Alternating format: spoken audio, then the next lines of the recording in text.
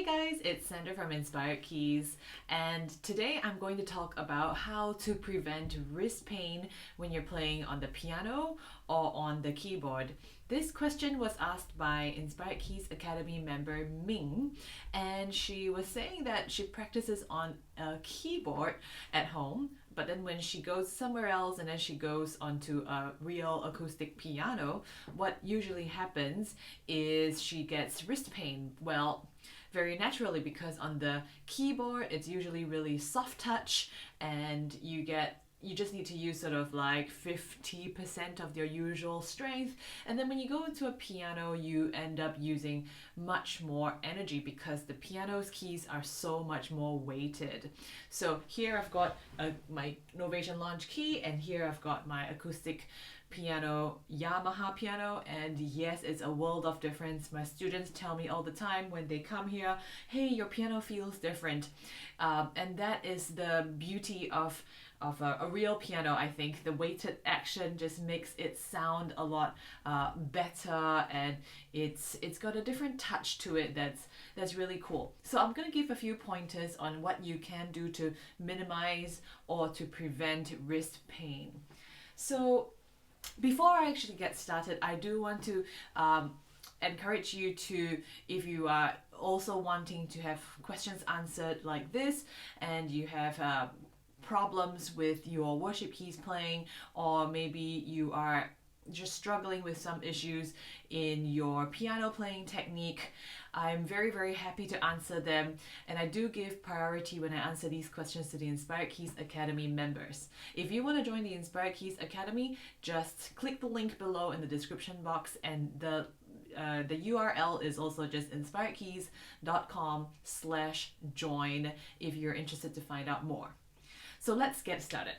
So firstly, I do need you to know that it's natural when you feel a little bit of pain when we play an instrument, especially if you don't quite get enough practice. It's like if you go to the gym after a long time and you feel some pain, well, I do at least. It's a very natural kind of human thing because we activate muscles that we don't usually use. And in the case of Ming, because she practices on a soft touch keyboard most of the time, and then she went onto a real acoustic piano, and then it's weighted keys suddenly, of course our body starts to have to adjust to the weight difference. And it also depends on how long you've been playing. If you played for a really long time, maybe it's one of those prayer services where you actually played for like a whole 1 or 2 or 3 hours. I think anyone would feel pain, even if you are like Mozart or something. So it also depends on what kind of instrument you usually play. So all these factors come into play. But when you do feel some pain, just take heart that it is normal and it is to be expected. Now, what you can do is to make sure that your wrists are not locked when you play. So when I say locked, I mean having your wrist like, especially if you're playing octaves. So in this case, Ming was particularly mentioning octaves when she plays octaves with her left hand, and I think for worship keyboardists we always play octaves on left hand. Well, I always do, because a lot of the times the left hand is just really to support on the bass line, and when you go really low you don't want to go anything less than an octave because it's just going to sound very messy anyways. So what you want to do is to play octaves, but then when you lock your wrist it becomes really, really tight. So here's where I probably should just take my phone, because I am doing this YouTube live video on the phone, and I'm going to show you what I mean by locking the wrist and trying not to do that. So here we go. I'm going to try and flip the camera as we do this. All right, so when we lock our wrist, it's where we end up looking like it's really, really tense. So if you were to touch my wrist at the moment, it's going to feel like you're touching a brick or something, because it's just extremely tense, extremely hard, and anyone who plays like this for a period of time,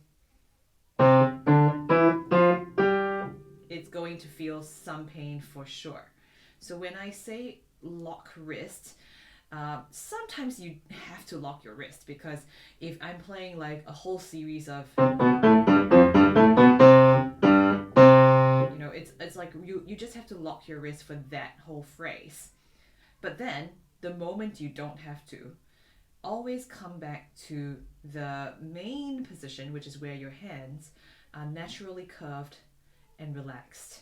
And relax those muscles that you did use when you locked those fingers for those few seconds.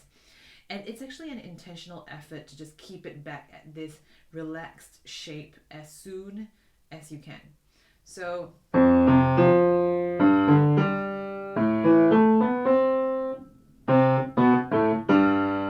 after you play all the sort of the big stretch kind of notes, you want to just come back to relaxing as much as you can. Really, it's all those seconds in between that make the difference.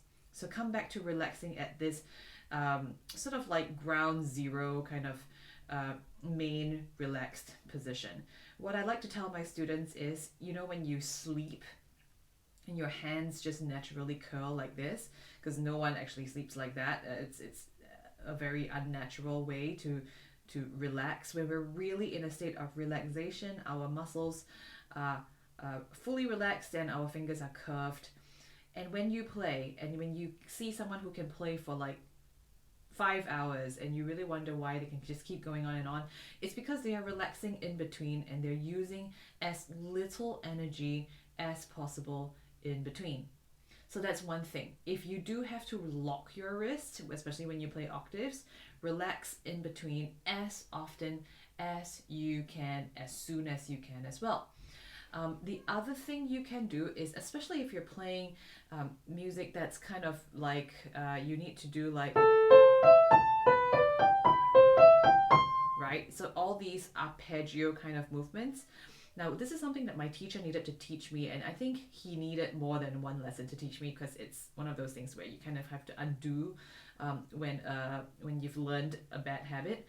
So what I used to do was, if I have to reach out to 4 notes, like for example, okay, what I would do is, if I were to play sort of, so you play and you let go, and you play the next one and let go and let go, right? So you don't have to actually hold all of them down. Now, if you play them all like an arpeggio movement, what ends up happening is, most of us, especially me last time, I would really lock my wrist, like it's actually really, really tight right now, okay? And then I would go like, so what ends up happening is my wrist is completely fixed in this position, and my poor fingers have to pull their way out and just try to reach those notes because of just by their length, just by stretching out. And that's really a very bad way to sustain. Yes, you can play it, but your wrist is so tight, your fingers are so stretched, you're definitely going to get tired. So what you want to do is, you want to be able to move your wrist flexibly like this. This time, look at my wrist again. I'm going to play the same few notes and look at and feel the difference even in the sound. Did you see how my wrist went left to right, left to right, left to right? It's a little bit like my wrist is a vehicle, and it's maybe like, I think of it as a bus, and the bus is letting people alight at the most convenient bus stops, and so the people don't have to go really far or jump far away when they get off the bus. So see how my wrist just delivered my thumb to this A, and then delivered the pinky to that A, making it so convenient for those fingers just to reach out and play. It doesn't have to like stretch out from a far away place, like versus. So even when I play it in a relaxed way, I end up being able to play better, and it also sounds better as well. So this is one thing that I do think we usually need to think about, and I'm just going to put my phone back at the holder so I can sit down and talk to you guys without you getting too dizzy from the hand movements, because I clearly don't have a stabilizer for my phone. I probably should invest in one. So yes, so that's one. And guys who are watching, please do pop your comments or questions in the chat box, or if you're watching this after the live video, please pop it down into the comments section as well. I am very interested to know any further questions you have from this topic, or maybe you have some further topics that you want me to answer, because I do plan to answer a lot of questions over the next few days through live YouTube video means. So if you have anything you want to learn about worship keys, is there a song you really want to learn about, pop it into the chat box or in the comments below. I do have a few more things to talk about, and my notes are up there, that's why I keep looking up here. Now, what happens when you do encounter some pain? And it's very natural to get the pain, but it's also very unhealthy if we have pain and we just keep pushing on, because it is possible to sort of really injure yourself and to hurt yourself in a permanent way. And we don't want any of that, because we want to play worship keys for the Lord for the rest of our lives, right? And even in heaven. So it's really important to take care of your body. And when you feel pain, which obviously is your nerves giving you feedback that something is wrong and you want to look into what you can actually do better, when you encounter pain, what I will suggest is, firstly, do the intentional relaxation technique, okay? And if anything, if it continues to persist, it might be that you are suddenly playing so much that you're not used to doing. So if you usually don't practice and then suddenly you have to play for 2 hours, it's very natural to have the pain. So maybe it's a matter of building up your stamina. If you want to practice with gradual increase in your muscle energy, then maybe you should really have a practice plan that's more like 30 minutes for 3 days, and then 40 minutes for the next 3 days, and 15 minutes for the next 3 days. So you're gradually increasing your time instead of going from never practicing to 2 hours suddenly. And that's just usually not the best way to work out our muscles. So think about your practice plan, your practice schedule, and if you encounter pain, please stop and rest for a little while. I do remember last time when I was practicing for my piano exams, and I am one of those people, I'm really, really very imperfect as a piano student. What I used to do was I would just like cram. So if my exams were coming around the corner, I would probably spend one day and like the week before the exam, and I'll go like 4 hours at the piano, which is really not recommended, but that was me. I'm not a very perfect piano student at all. And then I remember there was pain, and then I would be like, oh, I can't do anything now except to just go and have dinner. And then when I pick up my fork and my spoon and I eat, and I'm just sort of resting my brain and my eyes and my fingers, and that makes a big difference, because after dinner I would practice a little bit better. So please rest. I think it's really the same concept when it comes to piano and muscle pain and other kinds of pain. Like if we are in the gym and we're working out suddenly and you have all this pain, you don't want to just keep pushing on, because you are going to probably fall down or injure yourself. So don't do the same thing, even if it's just hands and fingers and wrists and arms, but all of that's really interconnected. If you feel pain and it's unbearable, rest and carry on again, or maybe rest for an entire day and start again the next day. But please rest and don't just push on. And one more thing to think about is your height at the piano. So if you have an adjustable height bench, or in this case I am using an office chair, although usually when I actually play on the piano I do have a piano bench that has height adjustable features, that would be the best. What you really want to be able to do is to play and position your wrist and elbow to be, I would say, about the same height as the keys, or same level. You don't want to be this high, neither do you want to be this low, where, you know, like your elbow is significantly lower than the piano keyboard. You also want to make sure that you're sitting in a comfortable posture, especially if you are playing for a very long time. So what I used to do was during rehearsals, and sometimes rehearsals could get up to 3 hours, and obviously there's a lot of waiting time. You don't want to just go on a standing keyboard and just stand the whole 3 hours. I just think that's torture to yourself. So if you know you're going to have a very, very long rehearsal, you really want to get that standing, the high stool, or something you can sit on when you're not doing anything, and think about it as you're just being a very wise musician, taking care of the body that God has given you, because we are accountable for how we use the things that we're given. And if you destroy your own body in that way, where you're like, nah, it's okay, I'll stand for the next 3 hours, well, what happens is you end up having, I end up having leg cramps on my left leg, because my right foot is used for the sustain pedal. And after a whole lot of supporting my weight on my left leg or left foot alone, it's just incredibly painful. And I even had trouble driving back home from rehearsal because I just kind of stood for 3 hours. So I remember being very silly that day, and then I thought to myself, the next day and for future rehearsals where possible, I'm gonna get that chair. So yep, make sure that the height of your chair or your stool is suitable. Same for when you're standing. If you're playing standing, make sure the height of the keyboard is of a suitable height for you.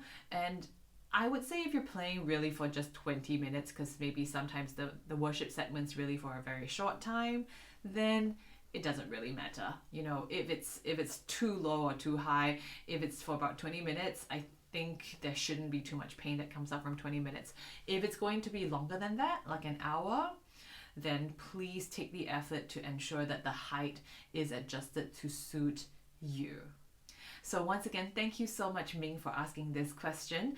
If you are interested to have me answer your questions on piano playing techniques and worship keys playing, maybe you have a song that you want me to play, like maybe a song tutorial that you want me to create, or a cover of a particular song by an artist, type it into the chat box right now. Tell me in the comments section below, because I will be reading, I will be replying, and I want to answer some of your questions as best as I can. And if you want to join the Inspired Keys Academy so that I can answer your questions with priority, then the link to go to is inspiredkeys.com/join. This link is also in the description box below. And let me know if you have anything you want to learn at all, because I am going to be watching out for what you tell me. And before I go, I actually need to make sure I do this step, because what I realized was I'm unable to see the chat when I finish the video. Max, thanks for your question. Won't your wrist get tired from moving back and forth? Now the thing is, when you move back and forth, Max, what happens is if you are relaxed as you move back and forth, it's ultimately less pain and less tension than if you had it locked. Sometimes what you might have to do is, when you're not sure if you are locking your fingers, you just put your hands there in that whatever position, and take your other hand and touch that wrist. And you can tell if it's a relaxed wrist because it's nice and soft and a little flexible, or if it's hard like a rock and you touch it and the other hand can feel the tension. That's feedback to yourself that, hey, you're just over tensing things and you're not relaxed enough. So use your other hand to help you feel it. But no, I think, Max, whenever I play and I have my wrists moving back and forth in a relaxed way, I guess you could move back and forth when you're tense and move it tensely and you're tightening things, but you can also move it back and forth relaxed. So it's really all about intentional relaxation techniques here. So Max, see if you can give it a try. If it doesn't work for you, let me know again. But I've tried it and I think it works for me. So give that a go. And I think there was one more chat comment. So let me just look at that. Max, again, how do you not get tired when playing lots of blocked octaves? I think if you really have to play lots, and let's just assume you're doing like Chopin etudes for an hour a day, and that's really, really, really lots and lots of blocked octaves, all for a whole entire hour intensively, that's a lot. If you really have to do that, sometimes you just have to work your way up. In terms of a stamina point of view, like you just have to work on it because you just need the energy to sustain you. But I think a lot of it is just relaxing in between. Because if you're playing worship keys, you don't always play on blocked octaves the whole time. So even if it was 10 seconds of playing a fifth instead of playing an octave, right? At that 10 seconds of the fifth, relax your wrists already. It's like your brain just keeps telling your fingers and your arms, relax whenever you can, relax whenever you can, even in between playing. So don't tighten up your muscles unnecessarily. Sometimes I don't know, like I used to tighten up my muscles, so every time, even if I'm just playing one note, all my other fingers are super tense and like hard, like can't even shift them. That's another test if it's really stiff. But if I'm just playing like 3 notes, maybe with fingers 3, 4, 5, then fingers 1 and 2 should really, really be soft and limp. And when you touch 1 and 2, it really should be like this. It should be really easy to move it. If you're playing 3, 4, 5 and 1 and 2 are stiff like a rock, you've essentially wasted some energy, and you don't want to waste energy like that. Think of it as saving electricity in the house. If you are not going into that room, why leave the lights in the room on? You just turn it off, and there is no reason to waste energy that way. No reason to waste energy on fingers as well.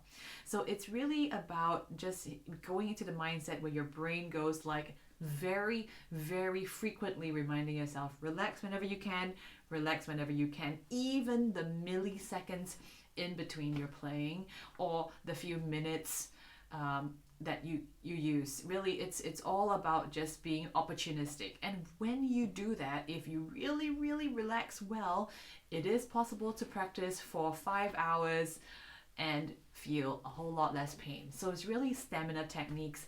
It's kind of like these are the things I learned about when I was participating in a triathlon, and it's about like being able to relax your body when you're swimming in a certain position. So like if I was pulling my arms, my legs that are kicking, it can sort of relax a little bit, and that little bit goes a long way. Yeah, so it's one of those things where it's just being smart about how your body works. All right, guys, I will finish the video over here. Once again, if you want me to answer your worship keys questions or piano technique questions with priority, I want to see you in the Inspired Keys Academy so that you can take your worship keys playing up to the next level and grow as a spiritual musician. So you can join at inspiredkeys.com/join. I also want to hear about what you want to learn next, because I'm doing live videos over the next few days and I want to answer your questions. So let me know if you're struggling with anything, and I look forward to hearing from you. Take care and God bless, guys.